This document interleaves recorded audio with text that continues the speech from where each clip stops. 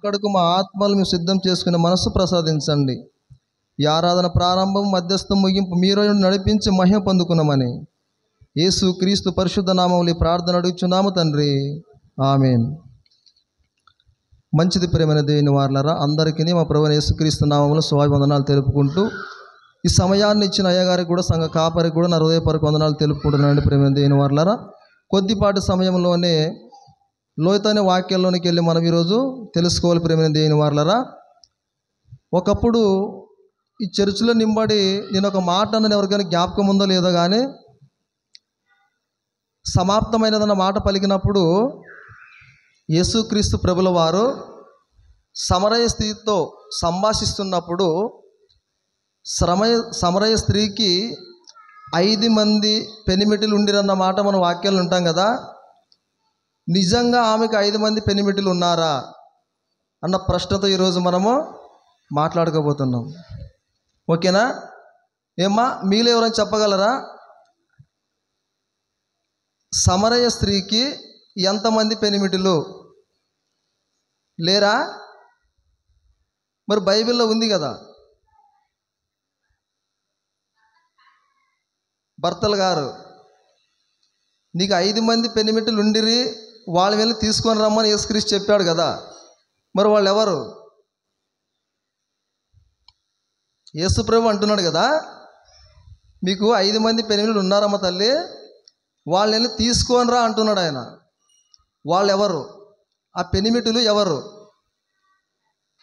ఏమా చదువుకుందాం, వాక్యంలోనికి వెళ్దామా. వాక్యంలోనికి వెళ్తేనే మనకి, ఆ వాక్యం చదువుకుంటేనే మన జ్ఞానానికి సరిపోతుంది. సొంత ఆలోచనతో ఆలోచిస్తే మనకి సరిపోదు. ఓకేనా? చదువుకుందామా. యోహాను రాసిన సువార్త 4వ అధ్యాయము 16వ వచనం. యోహాను రాసిన సువార్త 4వ అధ్యాయము 16వ వచనం చదువుతారా ఎవరైనా? యోహాను రాసిన సువార్త 4వ అధ్యాయము 16వ వచనం. యేసు, నీవు వెళ్ళి నీ పెనిమిటిని పిలుచుకొని ఇక్కడికి రమ్మని ఆమెతో చెప్పాను. ఫస్ట్ ఏమన్నాడు ఆయన? పెనిమిటిని అన్నాడు. బాగా వినాలి. ఈరోజు పాఠము మామూలంగా ఉండదు. ఇది ఏమా సమయం కూడా ఎక్కువేం తీసుకొని అరగంట లోపు ఖచ్చితంగా ముగించే ప్రయత్నం చేస్తా. ఇక్కడ పైన అంటున్న మాట ఆయన ఏమంటున్నాడంటే, నీ పెనిమిటిని తీసుకొని రమ్మన్నాడు ఆయన. పెనిమిటిలు కాదు కదమ్మా. పెనిమిటిని అంటే ఫస్ట్ మీ ఆయన తీసుకొని ఇక్కడికి రమ్మన్నాడు. ఓకేనా మాట? మరలా పోదామా. యేసు నీవు వెళ్ళి నీ పెనిమిటిని ఇక్కడికి, నీ పెనిమిటిని పిలుచుకొని ఇక్కడికి రమ్మని ఆమెతో చెప్పాను. అంటే ఫస్ట్ మీ పెనిమిటిని తీసుకొని రా అంటున్నాడు ఆయన. అందుకు ఆ మాటకి స్త్రీ అంటుంది, ఆ స్త్రీ నాకు పెనిమిటి లేడనగా. ఆయన ఏమన్నదామా? నాకు పెనిమిటే లేడంటుంది. బైబిల్ అలాగే ఉందమ్మా. చూస్తున్నారు బైబిల్లో? ఆమె అంటుంది నాకి పెనిమిటి లేడనగా. అంటే ఒక్కరు కూడా లేరా? లేడనగా కిందికి. యేసు ఆమెతో, నాకు పెనిమిటి లేడని నీ చెప్పిన మాట సరియే. అంటే ఇక్కడ నీకు పెనిమిటి లేడన్న మాట కరెక్టే తల్లి, అదేగా అర్థం వస్తుందమ్మా. నీకు పెనిమిటి లేడన్న మాట సరే, కరెక్టే. కానీ నీకు 5 మంది పెనిమిటిలు ఉండిరి. వద్దామా మాట? 17వ వచనం. నీకు 5 పెనిమిటులుండిరి, ఇప్పుడున్నవాడు నీ పెనిమిటి కాడు. యేసు అంటున్నాడు, నీకు పెనిమిటి లేడన్న మాట కరెక్టే, కానీ నీకు 5 మంది పెనిమిటులు ఉన్నారు. ప్రజెంట్ ఉన్నారా? ఉండిరా? ఏమంటుందో ఒకసారి బైబిల్ వస్తారా? బైబిల్ వస్తున్నారా? మరలా ఒకసారి ఆ మాట వదండి. నీకు 5 పెనిమిటులుండిరి. ఉండిరి అన్నాడా? ఉన్నారు అన్నాడా? బైబిల్ ఏముంది అమ్మా? ఉండిరి అన్నాడా లేకుంటే ప్రజెంట్గా ఉన్నారన్నాడా? చెప్పాలి, మీ నోటి సమాధానం వస్తే తొందరగా ముగించేస్తా. ఉండిరి అంటే ప్రజెంట్ లేరా? ప్రస్తుతానికి లేరా? లేరు కదా. ఉండిరి అంటే ప్రస్తుతానికి నీకు పెనిమిటిలు లేరనే కదా అర్థం వస్తుంది. మరలా కంటిన్యూ చేద్దాం ఆ మాట 16 కాడ నుంచి. యేసు నీ వెళ్ళి నీ పెనిమిటిని పిలుచుకొని ఇక్కడికి రమ్మని ఆమెతో చెప్పాను. ఆ స్త్రీ నాకు పెనిమిటి లేడనగా, యేసు చెప్తున్నాడు చూడండి. యేసు ఆమెతో నాకు పెనిమిటి లేడని నీవు చెప్పిన మాట సరియే కదా, నీకు 5 పెనిమిటిలుండిరి. నీకు ఇంతకు ముందు అలా ఆలోచించాలి, నీకు 5 పెనిమిటిలుండిరి. ఆ పెనిమిటిలు ఎవరో ఈరోజు మనము తెలుసుకోవాలి. ఆ రోజు నేను ఇదే మాట అన్నాను. సమరయ స్త్రీతో సంభాషిస్తున్నప్పుడు యేసుక్రీస్తు శిష్యులు ఊర్లోకి వెళ్ళి ఆయనకు ఆహారం తెస్తూ ఉంటే, మీకు తెలియని ఆహారం నాకు ఉంది కదా, ఆయన చిత్తం నెరవేర్చుకుంటూ నేను ఇక్కడికి వచ్చాను, అదే నాకు ఆహారమై ఉందన్నప్పుడు ఆయన ఆమెతో సంభాషిస్తున్నాడేమి, ఎవరు లేనప్పుడు మాట్లాడుతున్నాడేమని శిష్యులు కొద్దిగా అనుమానించారు. కానీ ప్రభువు కంట అదే ఆహారంగా ఉందంట.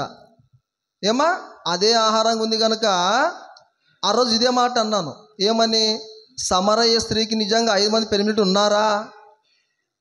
వాక్యానుసారంగా ఉన్నారా, లేకపోతే శరీర సంబంధంగా ఉన్నారా ఆలోచిస్తే లేరని ఆ రోజు చెప్పాను. అది ఈరోజు మనము ఖచ్చితంగా తెలుసుకోవాలి. ఆ పెనిమిటులు ఇంతకీ ఎవరు? 5 పెనిమిటులు ఎవరు? ఎక్కడి నుంచి వచ్చిన వారు వాళ్ళు?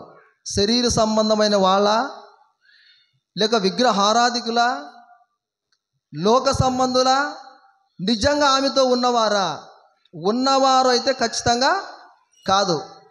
నీకు పెనిమిటి లేడన్న సంగతి సరే అన్నాడంటే ఖచ్చితంగా ఆమెకు ఒక భర్త కూడా లేడన్నట్లుగా స్పష్టంగా మనకు వాక్యము సెలవిస్తుంది. చాలామంది దీన్ని తీసుకొని కూడా చాలామంది ఏమంటారంటే సమరయ స్త్రీకి పెనిమిటిలు 5 ఉన్నారని వాక్యం చెప్పిన వాళ్ళు చాలామందే ఉన్నారు. చాలామంది ఉన్నారు. నేను కొంతమందికి కామెంట్లు కూడా చేశాను, అయ్యా ఆమెకి పెనిమిటిలు లేరు అని కూడా కామెంట్లు చేశాను. చాలామంది వాక్యంలో యూట్యూబ్లో విన్నప్పుడు కూడా కదా. మనకి వాక్యం ఆధారం, పెద్ద చిన్నని కాదు, వాక్యం ఆధారం చేసుకుని మనం సరైన వివరణ ఇవ్వాలి కదా. ఈ మాటను బట్టే బోధకులమైన మనము మరీ కఠినమైన తీర్పు పొందుదామని తెలుసుకుని వాక్యాన్ని బోధించాలంటారు కదా. 5 పెనిమిటిలు ఉండిర్రి అన్నాడు కానీ ఉన్నారు ఆయన అనలేదు. వాళ్ళని తీసుకొని రమ్మన్నాడు. ఇంతగా పెనిమిటిలు ఎవరు? ఏమా సమరయ స్త్రీకి ఉన్న ఆ 5 పెనిమిటిలు ఎవరు చూద్దామా. మొదటి రాజుల గ్రంథం తీద్దామా. మొదటి రాజుల గ్రంథము, రాజుల మొదటి గ్రంథము 16వ అధ్యాయము 24వ వచనం. మొదటి రాజుల గ్రంథము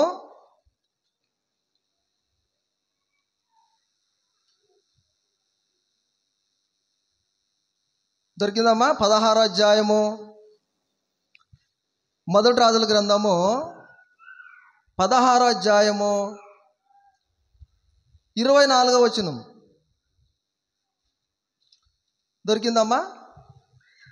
మొదటి రాజుల గ్రంథం 16వ అధ్యాయం 24వ వచనంలో అక్కడ ఒక మాట ఉంటుంది చూడండి. అతడు షేమేరునొద్ద షమ్రోను కొండను 4 మణుగుల వెండికి కొనుక్కొని ఆ కొండ మీద పట్టణం ఒకటి కట్టించి ఆ కొండ యజమానుడైన షేమేరు అన్నతని పేరును బట్టి తాను కట్టించిన పట్టణమునకు షమ్రోను అని పేరు పెట్టబడెను.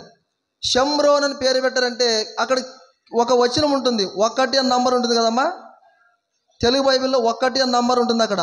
దాని కింద ఏమని అంటే ఆ పట్టణానికి సమరయ. అర్థమవుతుందమ్మా.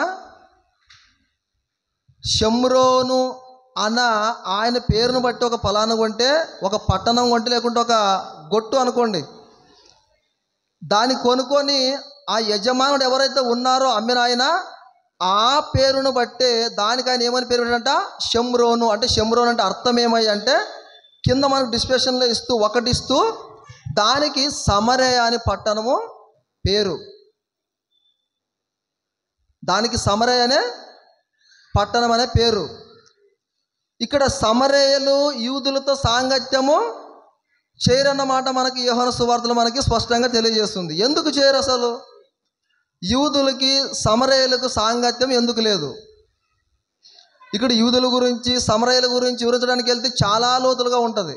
ఓన్లీ ఈరోజు మనం పెనిమిటిలు ఎవరన్న మాట గురించి మనము తెలుసుకోవాలి. 5 మంది పెనిమిటిలు అసలు ఎవరు, ఇది బాగా గుర్తుంచుకోవాలి మీరు. ఇక్కడ మరలా ఓదండి ఒకసారి ఆ మాట, మరలా ఓద్తారో మాట, మరలా ఓదండి ఆ మాట. 16వ అధ్యాయం 24వ వచనం. అతడు షేమేరునద్ద షమ్రోను కొండను 4 మనుగుల వెండికి కొనుక్కొని ఆ కొండ మీద పట్టణం ఒకటి కట్టించి. ఇక్కడ ఇంకొక మాట, సమరయ అన్నది ఊరా పట్టణమా? చెప్పాలి. సమరయ అన్నది ఊరా పట్టణమా? క్లారిటీ ఎవరికి లేదా? పట్టణం ఒకటి కట్టించి అన్నాడు. పట్టణం అంటే పెద్ద జిల్లా లాంటిది, పెద్ద ఊరు లాంటిది, రాజధాని లాంటిది, అవునా కదమ్మా? పట్టణము అంటే చిన్న ఊరు కాదని మనకి తెలుస్తుంది. పట్టణం ఒకటి కట్టించి ఆ కొండ యజమానుడైన షేమేరు అనునతని పేరును బట్టి తాను కట్టించిన పట్టణమునకు షమ్రోను అన్న కాడ ఒక వచనం ఉంటుంది. షమ్రోను అంటే కిందకు వచ్చేసరికి సమరియా. సమరియా అంటే ఒక పట్టణాన్ని కట్టించాడు, ఆ పట్టణం పేరే సమరయ. అందుకే ఆమె అంటుంది, సమరయ స్త్రీ, యూదుడు అయిన నీవు సమరయ స్త్రీ అయిన నన్ను దాహమున గిమ్మని నీలే ఎలా అడుగుచున్నావు ప్రభు అని ప్రభుతో సంఘర్షిస్తుంది. ఎక్కడ? యోహాను రాసిన సువార్త 4వ అధ్యాయంలో. యూదుడు అయిన నీవుండి సమరయ స్త్రీ అయిన నన్ను దాహమున గిమ్మని ఎలా అడుగుచున్నావు అని ఆమె ఆ పైనుంచి 9వ వచనం కాడ నుంచి ఓదుకుంటూ వస్తే అది అంత ఎవరైనా తెలుస్తూ ఉంటుంది. అందుకంటే ఇక్కడ ఈ పట్టణంలోనికి ఇంతకీ ఎవరు వచ్చారు, ఇది మనకి ఈరోజు తెలియాలి. ఏమా ఈ పట్టణంలోనికి అసలు ఎవరు వచ్చారు? షమ్రోను అనగా సమరయ. ఇది మీరు జ్ఞాపకం పెట్టుకోండి. 2వ రాజుల గ్రంథం 17వ అధ్యాయము 2వ రాజుల గ్రంథము 17వ అధ్యాయము 2వ రాజుల గ్రంథము 17వ అధ్యాయము 22వ వచనం. 2వ రాజుల గ్రంథము 17వ అధ్యాయము 22 కాడ నుంచి. ఇశ్రాయేలు వారు యెరొబాము చేసిన పాపములలో దేని విడవక వారిని అనుసరించి వచ్చిరి గనుక తన సేవకులైన ప్రవక్తల ద్వారా యెహోవా సెలవిచ్చిన మాట చొప్పున ఆయన ఇశ్రాయేలు వారిని తన సముఖము నుండి వెళ్ళగొట్టెను. ఆ హేతువ చేత వారు తమ స్వదేశము నుండి అష్షూరు దేశములోనికి చెరగొని పోబడిరి. నేటి వరకు వారు అచ్చట ఉన్నారు. ఏమ్మా ఇక్కడ బాగా అర్థం కావాలి మీకు. ఇలా ఓతి అర్థమైతే లేదో కానీ కొద్ది వివరణ చేస్తా. ఏమ్మా యెరొబాము చేసిన పాపమును బట్టి రాజుగా ఏలుతున్న రాజు ఎలాగైతే పాపం చేశాడో ఇశ్రాయేలుని ఎన్నుకున్న ఇశ్రాయేలు ప్రజలు కూడా అదే రకంగా పాపం చేశారు కనుక ఇక మీరు నా పట్టణంలో ఉండడానికి అవసరం లేదు, ఇక వెళ్ళిపోండి అని పంపించాడు ఆయన. ఎవరు పంపించారు? దేవుడు పంపించాడు. నా పట్టణంలో ఉండడానికి మీకు అధికారము లేదు, ఎందుకంటే మీరు ఇశ్రాయేలు వారు పాత నిబంధనల కాలంలో ఇశ్రాయేలు చేసిన పాపం ఇంత అంతా కాదు. రాజు చేసిన ఏ కృత్యములన్నీ కూడా వాళ్ళు చేశారు, కానీ వాళ్ళు ఏం చేశాడు? దేవుడు వెళ్ళగొట్టాడు. అష్షూరు దేశంలోనికి చెరగొని పోబడిరి. అష్షూరు దేశంలోనికి ఏమా కిందికి 24వ వచనంలో అష్షూరు రాజు బబులోను, కూత, హవ్వా, హామాతు, సెపర్వాయోము అను దేశములలో నుండి జనులను రప్పించి ఇశ్రాయేలు వారికి మారుగా షమ్రోను పట్టణములలో ఉంచెను గనుక వారు షమ్రోను దేశమును స్వతంత్రించుకొని దాని పట్టణములో కాపురము చేసిరి. ఇక్కడ షమ్రోను అన్నమాట అర్థమైందా? ఇందుకు ఎక్కడ వదుకున్నాము? షమ్రోను అంటే ఏమనుకున్నాము? సమరయ. షమ్రోను అనగా సమరయ. సమరయ పట్టణానికి ఇప్పుడు ఎవరు వచ్చారంట? ఎంతమంది వారు వచ్చారు? ఎన్ని దేశాల వారు వచ్చారు? ఇక్కడ అర్థం కాలేదా? మరలా వదుకుందాం మాట, మరలా వదుకుందామా? అష్షూరు రాజు బబులోను, ఒకటి గుర్తుంచుకోవాలి, బబులోను అనగా ఒక దేశంలో నుంచి, కూతు రెండు దేశంలో నుంచి, అవ్వ మూడు, హామాతు సెపర్వయాము అను దేశములో నుండి జనులను రప్పించి ఇశ్రాయేలు వారికి మారుగా షమ్రోను పట్టణములలో ఉంచెను గనుక వారు షమ్రోను దేశము స్వతంత్రించుకొని దాని పట్టణంలో కాపురము చేసిరి. ఇక్కడ 5 దేశాల నుంచి ఎవరు వచ్చారమ్మా? మిశ్రిత జనం వచ్చారు. ఎవరు వచ్చారు? ఇశ్రాయేలుని దేవుడు నీతిగా యథార్థంగా అడిగినదల్లా ఇస్తూ వాళ్ళకి చెప్పులు అరగకుండగా, బట్టలు మాయకుండగా, దేవుని ప్రజలుగా, దేవుడు ఎన్నుకున్న సొత్తుగా వాళ్ళని పెంచినప్పుడు, యెరోబాము చేసిన ఏ కృత్యములన్నీ, ఎన్ని పాపములను వాళ్ళ చేస్తున్నప్పుడు వాళ్ళు వెళ్ళగొడితే వాళ్ళ దేశంలోకి ఎవరు వచ్చారు? ఇప్పుడు 5 దేశములో నుండి మిశ్రితమైన ఈ జనాలు వచ్చారు. ఎవరు వచ్చారమ్మా? 5 దేశాల నుంచి వచ్చారు. వాళ్ళు వస్తా ఊకి రాలేదు. వాళ్ళు ఈ అధ్యాయం అంతా చదువుకుంటూ వెళ్తే ఒక్కొక్క దేశం వారు వాళ్ళకున్న దేవతలతో సహా పట్టుకొని వచ్చుకున్నారు. వాళ్ళు ఒక్కొక్క దేవతను సహా పట్టుకొని వచ్చుకొని ఈ దేశంలో కాపురం ఉండి మిశ్రితమయ్యారు. ఈ షమ్రోను లేకుంటే సమరయ పట్టణంలో ఉన్నవారు మిశ్రిత జనంగా మారారు. వాళ్ళే ఈ 5 మంది పెనిమిటిలు. ఏమా పెనిమిటిలు అనగానే మనకి ఇంకోటి అర్థం కావచ్చు. పెనిమిటిలు అనగా శరీర సంబంధం ఉంటేనే కదా పెనిమిటిలు అంటాడు ప్రభువు. ఇక్కడ శరీర సంబంధం కాదేమో కదా అని మీరు అనుకోవచ్చు. హెజ్కేలు గ్రంథం 16, 17 అధ్యాయాలు ఓదుకుంటే శరీర సంబంధమైన పని చేస్తేనే విచారం కాదు, శరీర సంబంధమైన పని చేస్తేనే విచారం కాదు. నన్ను కాదని నీవు ఏరొక దేవునికి మొక్కినా, నీ చేతులతో చేసుకున్న దాన్ని పూజించినా, దాన్ని అవును అన్నా కూడా ఆయన దృష్టికి ఏమట? వ్యభిచరించినట్లే. అది కూడా వ్యభిచారంతో సమానంగా దేవుడు చూశాడు. అవన్నీ మీకు వివరించడం మస్తు అధ్యాయాలు ఉన్నా, మస్తు వివరించడం ఉంది. కానీ చెప్పడానికి సమయం లేదు కనుక మీకు తొందరగా కొద్దిపాటుగా అర్థమవుతుంది మన ఆలోచనతో మీకు వెళుతున్నాం. ఏమా ఇక్కడ సమరయ స్త్రీకి 5 మంది పెనిమిటిలు ఉండిరి అంటే ఎవరిలో? ఏమా ఎవరిలో? బబులోను, కూత, హవ్వ, హామాతు, పెరెస్పయేము అను దేశవారు. 5 దేశంలో నుంచి వచ్చి మిశ్రితమైన వారే ఈ సమరయ స్త్రీకున్న పెరిమిటులు. అంటే శరీర సంబంధమైన వాళ్ళు కాదా? అవునా? శరీర సంబంధంగా పెరిమిటులు కారు వీళ్ళు. చాలామంది ఈ వాక్యాన్ని వక్రీకరించి సమరయ స్త్రీకి 5 మంది ఉన్నారు, 5 మంది ఉన్నవాడు, ఇక్కడున్నవాడు నీ పెరిమిటి కాడు అన్నారు. ఏమా ఇక్కడ మాట కూడా మీరు గమనించాలి. యేసుక్రీస్తు ప్రభు మరలా వదుకున్న మాట యోహాను రాసిన సువార్త 4వ అధ్యాయము. ఏమ్మా మర తీయండి మాట. యోహాను రాసిన సువార్త 4వ అధ్యాయము 17వ వచనంలో, ఆ స్త్రీ నాకు పెనిమిటి లేడనగా యేసు ఆమెతో, నాకు పెనిమిటి లేడని చెప్పిన మాట సరియే, నీకు 5 పెనిమిటి ఉండి ఇప్పుడున్నవాడు నీ పెనిమిటి కాడు. ఇక్కడ ఇంకొక మాట అర్థం కావాలి. ఒకవేళ వీళ్ళలా వచ్చినవాడు అనుకోవద్దు, నువ్వు జనాల్లో నుంచి పుట్టినవాడు కాదు ఈ పరిశుద్ధుడన్న యేసుక్రీస్తు. ఇలా పెనిమిటిలో నుంచి మిశ్రిత జనాల నుంచి వచ్చినవాడు కాదు. నీ పెనిమిటి కాడు, ప్రత్యేకింపబడిన వాడు, పరిశుద్ధాత్మ ప్రేరణ వలన పుట్టినవాడు. అందుకే పరిశుద్ధుడు, నిర్దోషి, నిష్కలంకుడు, పాపులలో చేరక ప్రత్యేకముగా ఉన్నవాడే మన ప్రభు అయిన యేసుక్రీస్తు. అందరిలా మిశ్రిత జనాంగంగా కాదన్న దాన్ని చేసి పాపము కట్టుకున్న ఆ వాళ్ళలోంచి వచ్చిన వాడు కాదు. ఎవరు? యేసుక్రీస్తు ప్రభుల వాడు. అందుకే ప్రత్యేకింపబడిన వాడు, ఆది లేనివాడు, అంతము లేనివాడు, తల్లి లేనివాడు, తండ్రి లేనివాడు, వంశము లేనివాడు. అందుకే ఇక్కడున్నవాడు కూడా నీ పెనిమిటి కాడు. ఒకవేళ అవకాశం వస్తే దేవుని చిత్తం అది ఈ మాట కూడా సంపూర్ణమని తెలుసుకుందాం. ఏమా ఎందుకంటే ఇక్కడ మనము సమరయ స్త్రీ గురించి తెలుసుకుంటున్నాం. 5 మంది ఉన్న పెనిమిటిలు అసలు ఆయన శరీర సంబంధంగా ఉన్నవారు కాదు.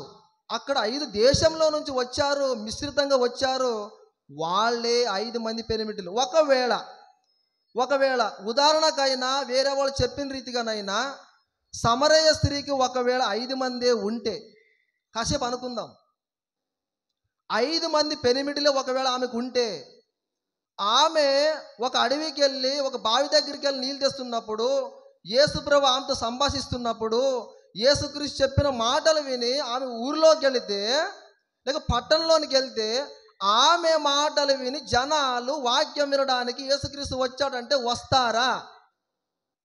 ఒక తప్పు చేస్తున్న ఆమె, 5 మందితో సంబంధం పెట్టుకున్న ఆమె, అలాంటి ఆమెకి వెళ్ళి వెళ్ళి పట్టణంలోనికి వెళ్ళి నేను యేసుక్రీస్తుని చూశాను, మెస్సయ్యను చూశాను, ఆయన వాక్యం చెబుతుంటే విన్నాను, రాబోయే మెస్సయ్య వీణని గ్రహించాను, వెళ్దాము రండి, ఆయన సత్యవంతుడు, ఆయన క్రీస్తు అనబడిన మెస్సయ్య వచ్చాడు, నేను విన్నాను రండి అంటే ఒకవేళ వచ్చేవారా సమరయులు?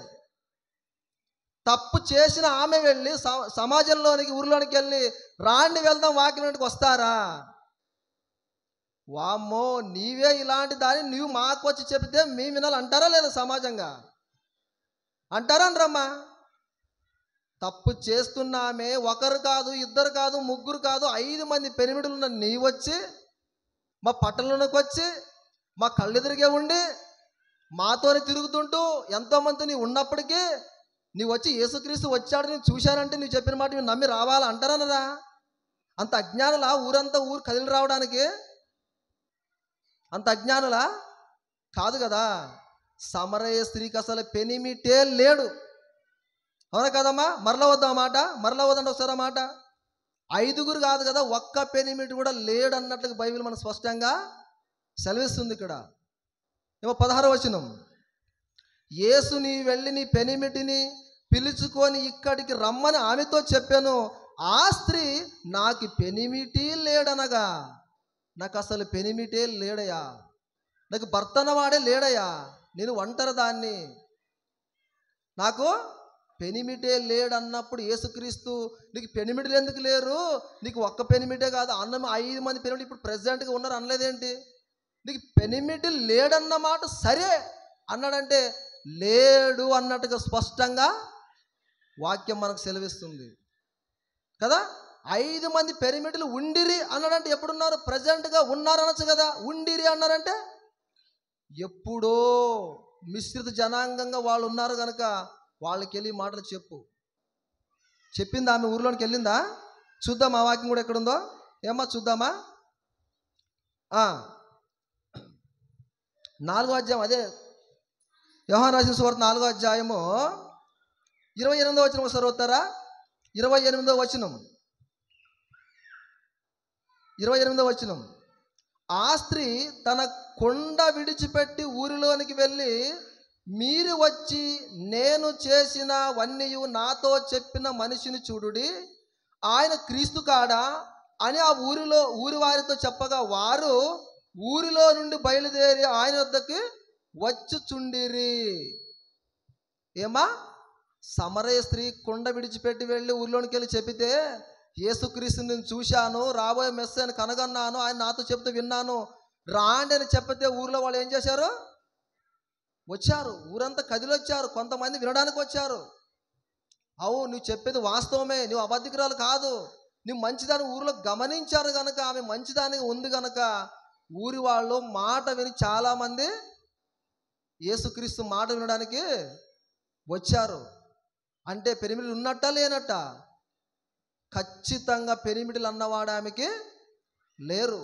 ఇంకా కిందికి కోతుకుందామా, కింద 39వ వచనం, అదే యోహాను రాసిన సువార్త 4వ అధ్యాయం 39వ వచనంలో, నేను చెప్పినవన్నీ నాతో చెప్పినను సాక్ష్యం ఇచ్చిన స్త్రీ యొక్క మాటను బట్టి ఆ ఊరిలోని సమరయాలలో అనేకులు ఆయన యందు విశ్వాసం ఉంచిరి.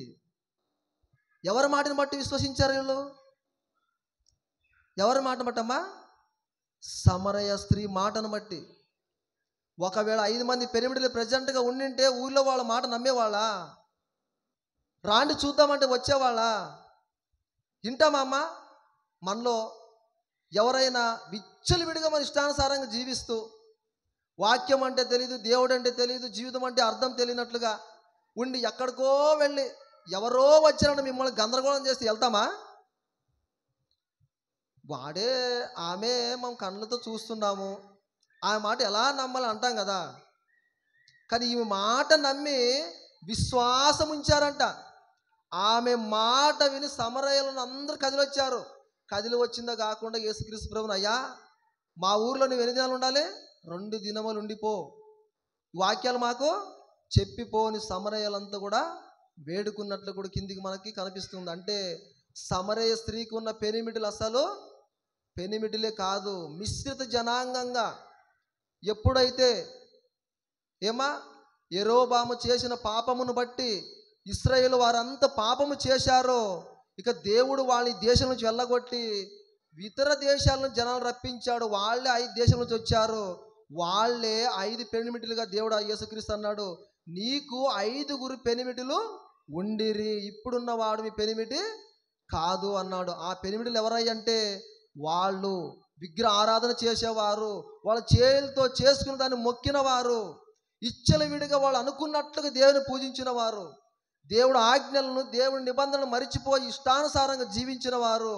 అలా ఉన్న వారినే మిశ్రిత జనము, అలా చేసిన వారే వాళ్ళనే అన్నాడు యేసుక్రీస్తు ప్రభుల వారు, నీకు 5 మంది పెనిమిటిని పట్టణంలో కలిసి ఉన్నారు. ఒకప్పుడు వాళ్ళు మిశ్రిత జనం.